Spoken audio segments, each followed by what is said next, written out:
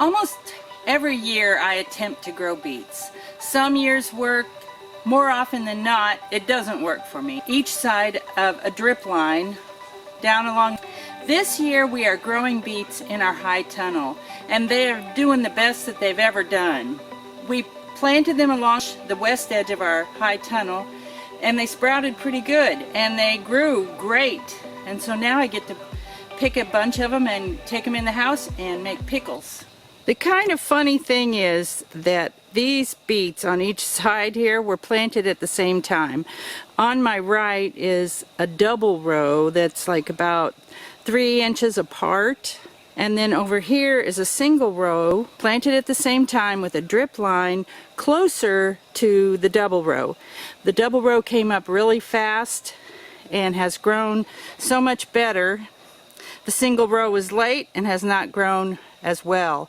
I think it has to do with being closer to the water. So I'm convinced that beet seeds like to be consistently moist while they're in the germination process. They don't come up real fast, and a lot of times the weeds will come up before the beets do, and then you have a big mess on your hands because you have to clean it up. And right here it actually makes my point, because we planted 2 more rows of beets over here. This time they were about a foot or 15 inches away from the drip line. The grass has all germinated in the middle between the 2 rows where the drip line is. The beets have been slower because I don't think they were as consistently moist during the germination process. Now I'm going to have to try to go in there and clean all of that grass out of the middle before I can even hope to keep my beets growing well and getting a good start. A single beet seed is actually a cluster of 2 to 4 seeds, all glued together. When you plant your beet seeds, plant them about 1 inch apart, but know that you'll have like a couple or 4 plants per every inch.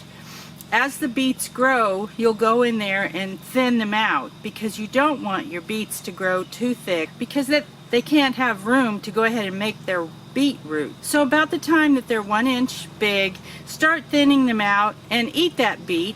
Eat the tops too, and they make great food. They can grow in the ground for a long time and continue to get quite big. I mean, they can get this big and still be good. Beets don't tend to get woody like some other things, like turnips for instance. They stay good all the way through. So one patch properly tended over the summer can give you a lot of fresh beets. When I come across something like these 3 beets that are side by side, and they're all about the same size, but they're kind of crowded up, what I do is pull the center one out. And that gives the other 2 more space to grow.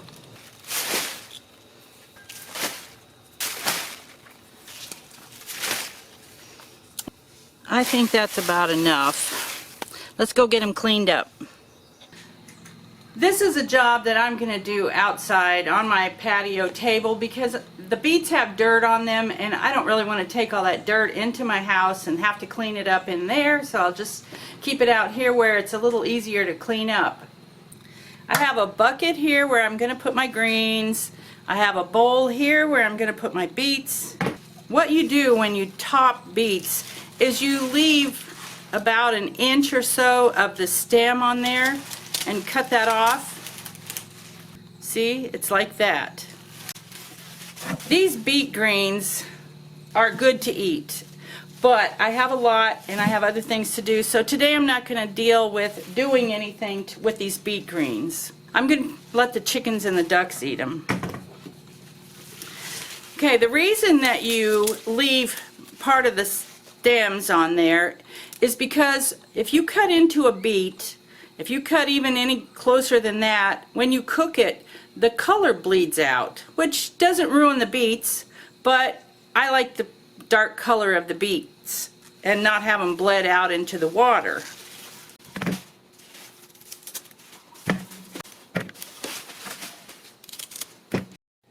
I ended up with a pretty good bowl of beets and a huge bucket of beet tops The ducks and chickens are gonna be thrilled. The beets are really not too bad, but I've got a hose, so I'm gonna just give them a, oh, well, I ran out of water. That's not actually on.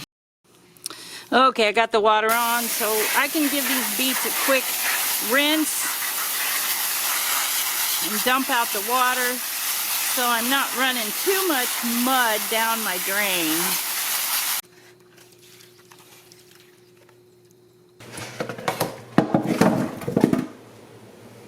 In the house and in the sink, I'll give the beets a more thorough wash. I don't really want any dirt to be on there. I'm going to pick off any ugliness like that that's left behind. And then I'm going to put them in my pot that goes to my Instapot.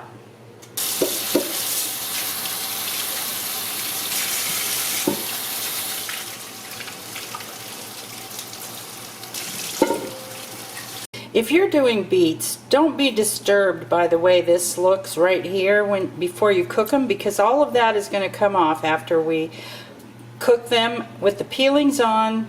Then we just slough that off. I'll show you. I've been using this Instant Pot quite a bit this spring with my beets, and it works really well. I have the beets loaded into the pot of it. I'll stick that down in there, and I'm going to add 1 cup of water. I won't be adding any salt or any kind of seasoning at this point. Put the lid on. Make sure that it's on pressure, not on steam. Plug it in, and then I'm going to set the timer for 10 minutes. And this thing does all the work. After the 10 minutes with the pressure on, then the pressure has to drop, and that takes a little bit of time, probably at least another 10 minutes. When you cook beets on the stove, what you do is you cover them with plenty of water and you get them up to a boil, and you cook and cook and cook, because you have to cook them till the skin releases. And the Instapot only takes the 10 minutes at the pressure and then 10 or so minutes more drop. And all of the beets, no matter what size, are done. The skin slips right off. They turn out great. I was amazed. Because a lot of times the little ones will get done first and you can slip the skin off. But those bigger ones can take at least an hour or more of boiling on the stove covered with water till they're done enough that the skin can slip off of them. I'm using the recipe out of the Ball Blue Book Guide to Canning and Preserving. This recipe is for 3 quarts. I'm hoping that I'm going to have 4 quarts, so I'm going to do it 1.5 times. I'll be using white distilled vinegar. This is the water. It calls for whole allspice, but it's not something I use very much, and all I have is ground allspice. I've got sugar with cinnamon sticks already in there, and then I'll be adding salt. I'll put the recipe in the description below.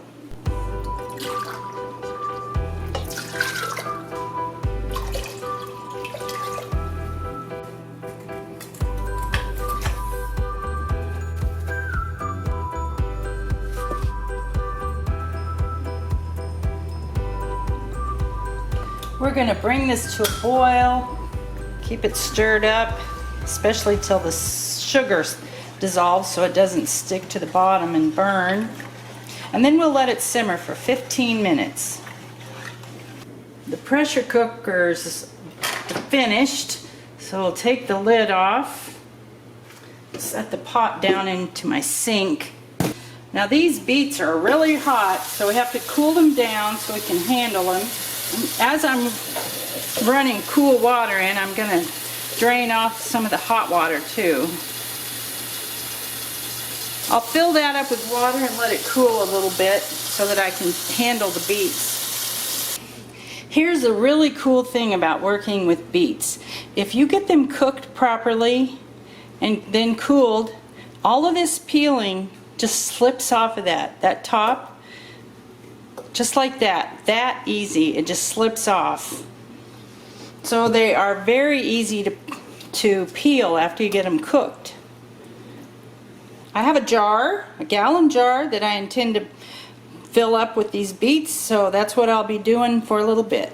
Well, I was hoping to get closer to a gallon of beets with this, but I didn't judge very properly. I'm really happy with what I have, and I need to get the brine poured into it. It's cooked long enough, and that'll finish me up. I strained the cinnamon sticks out of the brine, so I'll just pour that in. Just make sure if you do this that your beets are covered. Well, that's an interesting thing. I didn't expect them to float, but it looks like they do. I'm going to need to put something in there to hold it down. I'll let the beets cool, and then I'll stick them in my refrigerator, and in 2 days time is when we're going to have them to eat. I think they'll be great. Fresh beets soaked in pickle juice for a couple of days. That'll be a nice summer treat. Thanks for joining me. I hope you learned a little bit about how to process beets, and I'll see you next time.